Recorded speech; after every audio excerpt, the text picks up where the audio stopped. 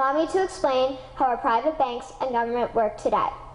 First, the Canadian government borrows money from the private banks. They then lend the debt-based money to Canada with compounded interest. The government then continues to increase taxation of Canadians year after year in order to pay back the interest on the exponentially growing national debt. What results is inflation, less real money for Canadians to spend into our economy, and the real money being used to pad the pockets of the banks. Also, the government gave the banks the ability to loan out money that doesn't exist in the form of loans. When a bank gives you a mortgage, which literally means a death pledge, or a loan, they don't actually give you money. They click a key on a computer and generate the fake money out of thin air. They don't actually have it in their bank vaults. Presently, the banks only have $4 billion on reserve, but they have loaned out over $1.5 trillion. To quote Graham Towers, each and every time a bank makes a loan, a new bank credit is created. New deposits, brand new money. Broadly speaking, all new money comes out of a bank in the form of loans. As loans are debt, then under the present system, all money is debt. What I find interesting is even Jesus, in Matthew 21, drove out the money changers in the temple because they were manipulating the currency to steal money from the people. The private banks are just like the money changers in Matthew 21.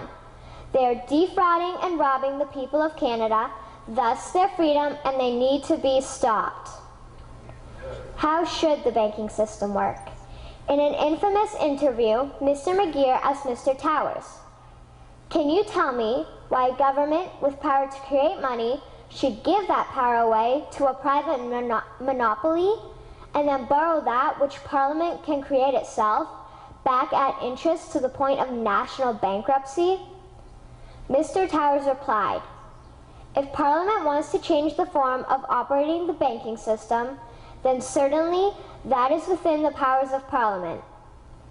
In other words, if the Canadian government needs money, they can borrow it directly from the Bank of Canada. The people would then pay fair taxes to repay the Bank of Canada.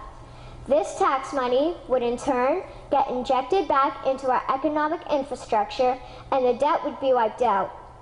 Canadians would again prosper with real money as the foundation of our economic structure and not debt money. Regarding the debt money owed to the private banks, such as the Royal Bank, we would simply have the Bank of Canada print the money owing, hand it over to the private banks, and then clear the debt with the Bank of Canada. And yes, we have the power and lawful right to do so. In conclusion, it has become painfully obvious, even for me, a 12-year-old Canadian, that we are being defrauded and robbed by the banking system and a complicit government. What will we do to stop this crime? What will we do to ensure that the next generation will live free and clear of the debt-based economy that enslaves them to the banks? Margaret Mead said the following, and I hope that all of you remember this. "Never doubt that a small group of people can change the world. Indeed, it is the only thing that ever has." Thank you.